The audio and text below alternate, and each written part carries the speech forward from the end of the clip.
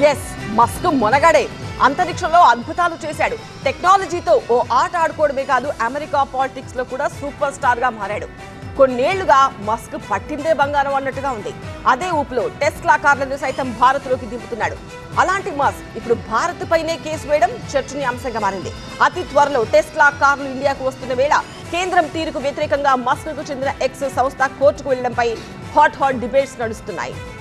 X platform అధినేత Elon Musk Modi ప్రభుత్వంపై కోర్టుకెక్కాడు. తమ కస్టమర్ల కంటెంట్ ను ఏకపక్షంగా తొలగిస్తూ ఇన్ఫర్మేషన్ టెక్నాలజీ చట్టాన్ని దుర్వినియోగం చేస్తున్నారని ఆరోపిస్తూ ఎక్స్ ప్రతినిధులు కర్ణాటక హైకోర్టులో కేసు వేశారు.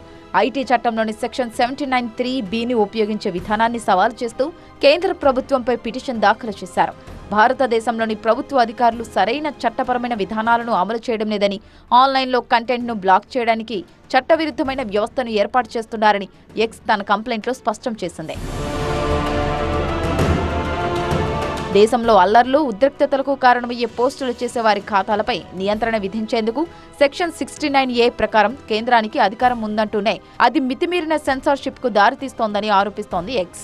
అలా ఇష్టం వచ్చినట్లు నియంత్రణకు పాల్పడితే ఇండియాలో ఎక్స్ ను రన్ చేయడం కష్టమేనంటున్నారు ఆ కంపెనీ ప్రతినిధులు. కస్టమర్ల చట్టబద్ధమైన సమాచారం పంచుకోగల సామర్థ్యంపై ఆధారపడి వ్యాపారం ఉంటుందని కంపెనీ చెబుతోంది. ఇలాంటి బ్లాకింగ్ ఆర్డర్లు ప్లాట్ఫామ్ కస్టమర్ల నమ్మకాన్ని దెబ్బతీస్తాయని భయపడుతోంది. ఎక్స్ పెట్టిన కేసుపై స్పందించింది కేంద్ర ప్రభుత్వం. ముమ్మాటికి తాము చట్ట ప్రకారమే ముందుకు వెళ్తున్నామని, కొత్త చట్టాన్ని సోషల్ మీడియా సంస్థలు ఎట్టి పరిస్థితుల్లోనూ పాటించాల్సిందేనని స్పష్టం చేసింది. సెక్షన్ 69A క్రాస్ చెక్ చేసుకోవాలంటూ ఎక్స్ కి సూచిస్తోంది. సహజంగా ఇలాంటి సోషల్ మీడియా కంపెనీలు కోర్టుకెక్కడం, ప్రభుత్వానికి వ్యతిరేకంగా ఫైట్ చేసి మనుగడ సాగించాలనుకోవడం సాహసమని చెప్పాలి. కానీ మస్క్ మామూలుడు కాదు. ఆయన వెనుక అగ్రరాజ్యం అమెరికా అధ్యక్షుడు ట్రంప్ ఉన్నాడు. ఆయన అండ చూసుకునే మస్క్ దూకుడు మీదున్నాడు. అందుకే భారత ప్రభుత్వంపై కోర్టుకెక్కినట్లు తెలుస్తోంది. అయితే మస్క్ కి చెందిన కార్ల కంపెనీ టెస్లా కొన్ని రోజుల్లో భారత్లో ప్రారంభం కాబోతోంది. ముంబైలో ప్లేస్ కూడా డిసైడ్ అయిపోయింది. ఇలాంటి టైంలో కేంద్ర ప్రభుత్వ తీరును వ్యతిరేకిస్తూ మస్క్ కి చెందిన సంస్థ ఎక్స్ కోర్టుకెళ్లడం చర్చనీయాంశమైంది.